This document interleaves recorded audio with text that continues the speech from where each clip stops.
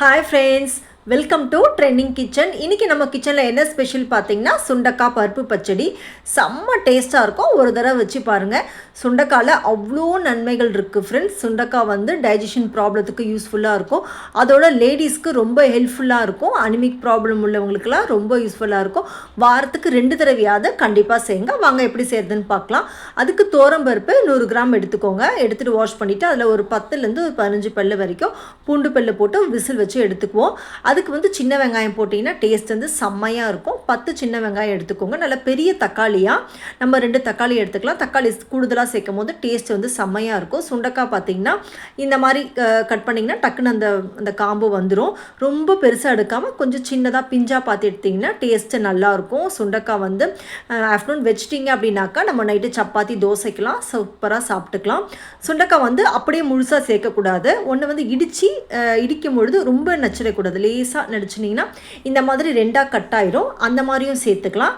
இல்லைனா நீங்கள் வந்து அருகாமனை இல்லைன்னா நைஃபை வச்சு கூட 2ஆக இந்த மாதிரி கட் பண்ணி சேர்த்துக்கலாம். முழுசாக சேர்க்கும் பொழுது உள்ளே வேகாது. அந்த ஸ்பைசஸ்லாம் உள்ளே போய் சேராது.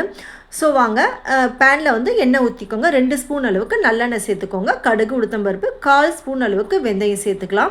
சேர்த்துட்டு சின்ன வெங்காயம் ஒரு 15 சின்ன வெங்காயம் சேர்த்து நல்லா வதக்கிக்கோங்க. வதக்கின ஒரு செகண்ட்லேயே நம்ம வந்து சுண்டைக்காவையும் சேர்த்துடலாம். சேர்த்துட்டு அதோட கருவேப்பிலையும் போட்டு நல்லா வதக்கிக்கலாம். வதக்கிட்டு வச்சுட்டு தக்காளியை வந்து இதை சேர்த்துக்கலாம். நல்லா பெரிய தக்காளியாக 2 தக்காளி எடுத்துக்கோங்க. தக்காளி நிறைய சேர்க்கும் போது டேஸ்ட் வந்து நல்லா அட்டகாசமாக இருக்கும்.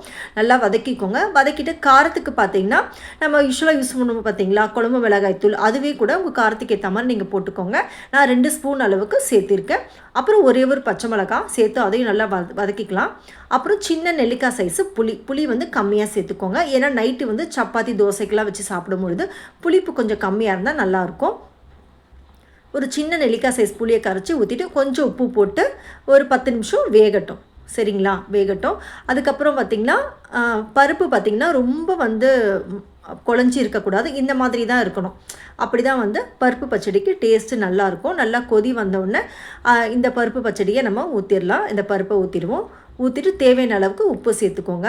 சேர்த்துட்டு நான் வந்து இன்றைக்கி பார்த்திங்கன்னா மாங்காய் போட்டிருக்கேன். உங்களுக்கு மாங்காய் வேணும்னா போட்டுக்கோங்க. ஏன்னா வந்து மாங்காய் போட்டிங்கன்னாக்கா நைட்டு வந்து தோசைக்கு அந்த மாதிரி சாப்பிடும்போது புளிப்பு கொஞ்சம் ஜாஸ்தி இருக்கும். எங்களுக்கு பிடிக்கும். ஸோ அதனால் சேர்த்துருக்கேன். உங்களுக்கு வேணுன்னா கூட நீங்கள் ஸ்கிப் பண்ணிக்கலாம். ஆனால் மாங்காய் போட்டிங்கன்னா செம்ம டேஸ்ட்டாக இருக்கும். பெருங்காயத்தூள் போட்டு ஒரு கொதி விட்டு இறக்குனிங்கன்னா செம்ம அட்டகாசமாக இருக்கும். அதோட சைட் டிஷ் பார்த்திங்கன்னா இன்றைக்கி வாழைப்பூ வடை பண்ணியிருந்தேன் ஃப்ரெண்ட்ஸ். வாழைப்பூவும் உடம்புக்கு ரொம்ப நல்லது. இதுக்கு வந்து கடலைப்பருப்பு வந்து 100 கிராம் கடலைப்பருப்பை ஒரு 2 மணி நேரம் ஊற வச்சுட்டு அதோட சோம்பு கொஞ்சம் உப்பு போட்டு கொரப்பாக அரைச்சிக்கலாம். அதோட பொடியாக கட் பண்ண ஆனியன் சேர்த்துக்கோங்க. சேர்த்துக்கிட்டு கொஞ்சம் கருவேப்பிலை சேர்த்துக்கோங்க. வாழைப்பூவை வந்து அந்த நீட்டாக இருக்கும் பார்த்திங்கன்னா அந்த காம்பை எடுத்துகிட்டு பொடியாக கட் பண்ணி நம்ம இதோட சேர்த்துக்கலாம்.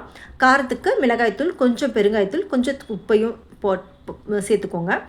நம்ம வந்து பச்சை மிளகாய் சேர்க்க போகிறது கிடையாது. ஏன்னா வந்து நம்ம வடையாக போடும்போது பச்சை மிளகாய் வந்து வாயில் கடிப்படும். பசங்களாம் சாப்பிட்றதுக்கு ரொம்ப கஷ்டமாக இருக்கும். அதனால் பச்சை மிளகாய் சேர்க்காம அப்படியே வந்து வடை பதத்துக்கு நம்ம பிணைஞ்சி எடுத்துக்கலாம். இல்லை வந்து தண்ணியே ஊற்றக்கூடாது ஃப்ரெண்ட்ஸ். இந்த மாதிரி ரவுண்ட் ஷேப்பில் பண்ணிவிட்டு மிதமான தீயில் வந்து நம்ம வடையை போட்டு ஒரு 10 நிமிஷம் தான் பரட்டி எடுத்திங்க அப்படின்னாக்கா செம்ம டேஸ்ட்டாக கிறிஸ்பியாக இருக்கும். வாழைப்பூ வந்து இந்த மாதிரி கொடுக்கும்பொழுது பசங்க சாப்பிடுவாங்க. வாழைப்பூவில் ஏகப்பட்ட சத்துக்கள் இருக்குது. கண்டிப்பாக ட்ரை பண்ணுங்கள். ஈவினிங் ஸ்நாக்ஸாகவும் பசங்களுக்கு கொடுக்கலாம். இந்த மாதிரி ஏகப்பட்ட ரெசிபிஸ் நம்ம சேனலில் போட்டிருக்கேன். கருப்பு கவுனியில் வந்து ஸ்மூத்தி போட்டிருக்கேன், செக் பண்ணிக்கோங்க.